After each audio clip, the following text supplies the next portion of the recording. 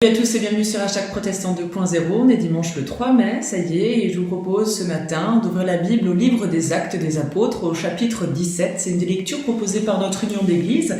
On est à partir du verset 22 en compagnie de l'apôtre Paul qui va se retrouver à Athènes et qui va pouvoir discourir devant un certain nombre de Grecs et de philosophes.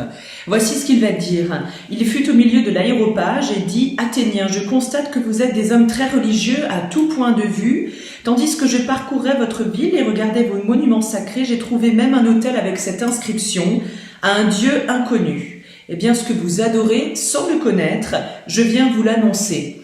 Dieu qui a fait le monde et tout ce qui s'y trouve est le Seigneur du ciel et de la terre. Et il n'habite pas dans des temples construits par les hommes. Il n'a pas besoin non plus que les humains s'occupent de lui fournir quoi que ce soit, car c'est lui qui donne à tous la vie, le souffle et tout le reste. À partir d'un seul homme, il a créé tous les peuples et les a établis sur la terre entière. Il a fixé pour eux le moment des saisons et les limites des régions qu'ils devaient habiter. Il a fait cela pour qu'ils cherchent et qu'en essayant tant bien que mal qu'ils parviennent peut-être à le trouver. En réalité, Dieu n'est pas loin de chacun de nous. Car c'est par lui que nous vivons, que nous bougeons et que nous sommes. C'est bien ce que certains de vos poètes ont également affirmé. Nous sommes aussi ses enfants.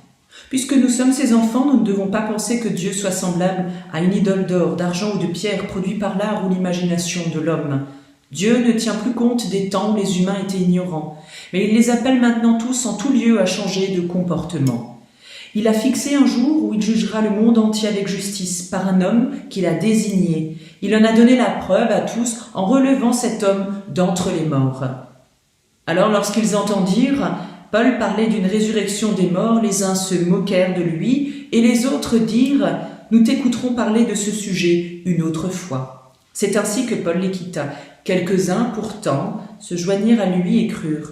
Parmi eux, il y avait Denis, membre du conseil de l'aéropage, une femme nommée Damaris et d'autres encore.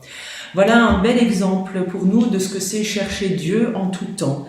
Pour connaître le Dieu de Jésus-Christ, il nous faut d'abord comprendre qu'il n'est pas une divinité de plus à inscrire dans une collection ou à remiser sur une étagère.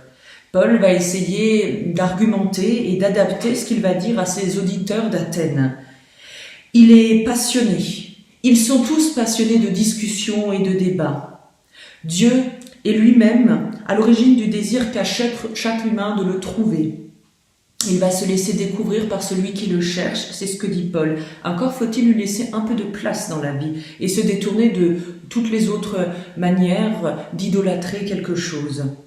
Et voici, tout va bien pour Paul jusqu'au moment où il se met à parler de résurrection.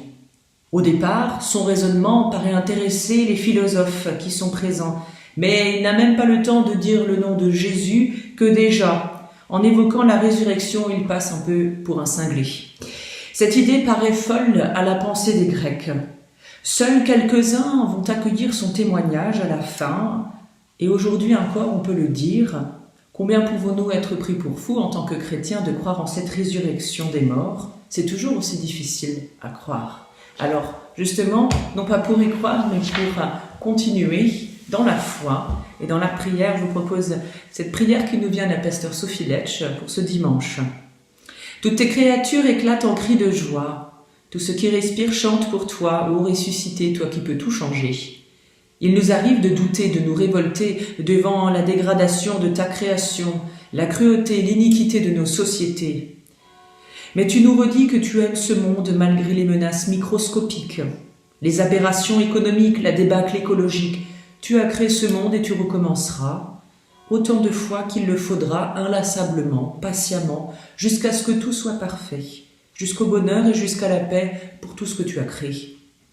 Il m'arrive de douter, Seigneur, de me demander « Et moi, qu'est-ce que je fais là ?» Est-ce qu'il y a un sens à tout cela, une place pour moi? Mais tu me redis que tu m'as toujours aimé, malgré ce dont j'ai peur et ce que je voudrais en cacher, malgré les désillusions et la méchanceté, tu as donné ta vie pour que je me relève aujourd'hui. Seigneur, je compte sur toi, tu comptes sur moi. C'est pourquoi je veux m'attacher à toi, je veux m'engager avec toi, je veux chanter pour toi. Ô ressuscité, toi qui peux tout changer et qui viens tout changer. Amen. Rendez-vous tout à l'heure à 11 heures pour un message apporté par l'un de nos collègues pasteurs. Il sera question d'une vigne et de sarment aujourd'hui.